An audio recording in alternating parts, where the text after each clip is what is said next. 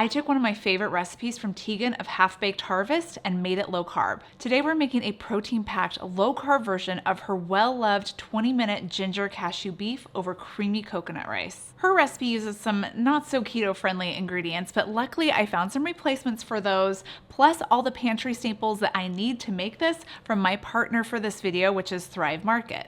Thrive Market is my go-to spot for protein-rich and low-carb ingredients. They make eating healthy so easy, convenient, and affordable since it's an online membership-based grocery store where I can shop for thousands of best-selling organic foods and natural products that are priced below retail prices. There's guaranteed savings in every order. I like to get my seasonings and spices there, like this organic ginger powder. I saved over $6 from purchasing it from Thrive Market rather than just using the grocery store. I got the coconut milk for my coconut rice, arrowroot powder to use as a thickener for the sauce, and this sweet chili sauce is the key replacement that will make this dish low carb. This brand has only 1 gram of carb per tablespoon compared to the 7 grams of carbs in the brand that Tieghan recommends. And since I spent over $49, this order ships for free. When I go to make an order, I'll filter the products either by lifestyle, product type, or I just plug in my favorite brand. Thrive makes it so easy to fit my high protein, low carb lifestyle. They have a monthly membership for $12 a month, or you can do what I do, which is the yearly membership for only $59.95, which is only about $5 a month. With the money saved on your orders, you're gonna make back the annual membership cost with just savings alone. And if you don't, Thrive Market is gonna credit the difference. This order saved me $58, which just about covers the cost of my membership. Click on the link in my description box or go to thrivemarket.com/KetoFocus to get 30% off your first order and a free gift worth up to $60 when you join Thrive Market today. And you're gonna wanna jump on this now because Thrive Market is having their biggest sale of the summer. Thousands of products are discounted up to 25% off from now until July 13th.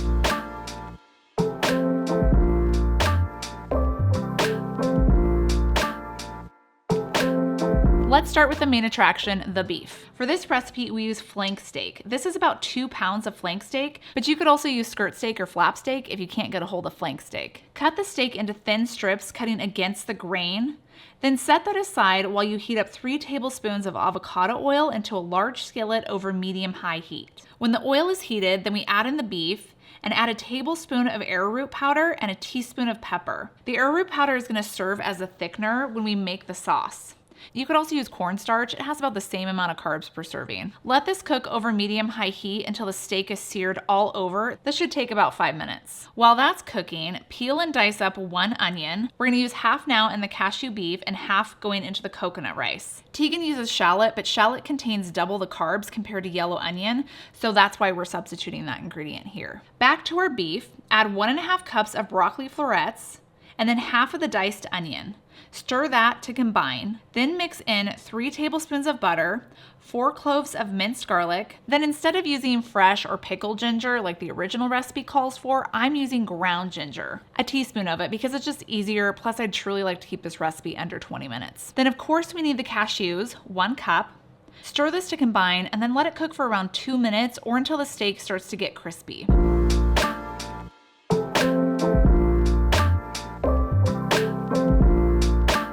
For the sauce, stir in 1/3 cup of soy sauce, or you can use tamari, liquid aminos, coconut aminos. And now for another key ingredient that makes this dish low carb, sweet chili sauce from this brand only has 1 gram of carb per tablespoon. We're only adding 1/3 cup, so that's around 5 carbs for the entire dish. The brand that Tieghan recommends adds 35 carbs. Too many. And this stuff tastes just as good and doesn't contain cane sugar or fructose like the other brand does. Sorry, Tieghan. And lastly for the sauce, add in 2 tablespoons of rice vinegar. Stir that together and let it cook until the sauce slightly thickens before removing it from the heat. Now time for the coconut rice. I'm gonna use a head of cauliflower, but you can certainly use frozen cauliflower or fresh cauliflower rice and skip the mess and the effort of ricing cauliflower. But I just wanted to show you how to do this if you're using a full head of cauliflower. Cut the cauliflower into small pieces and remove the stems, then working in batches, place 1 cup of cauliflower pieces into the food processor at a time, pulse it until it looks like rice, empty that into a bowl, and just repeat this until you have 4 cups. Of course, if you have a bigger food processor, you might not need to work in batches, but you be the judge here. To a clean skillet, add 2 tablespoons of oil and heat that over medium heat for about a minute.